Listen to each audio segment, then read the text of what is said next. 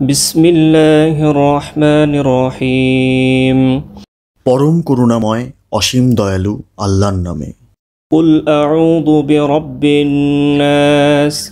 বলুন, আমি আশ্রয় গ্রহণ করিতেছি মানুষের পালনকর্তার। মালিকিন নাস। মানুষের অধিপতির। ইলাহিন নাস। মানুষের মাবুদের। মিন শাররিল ওয়াসওয়াসিল খান্নাস।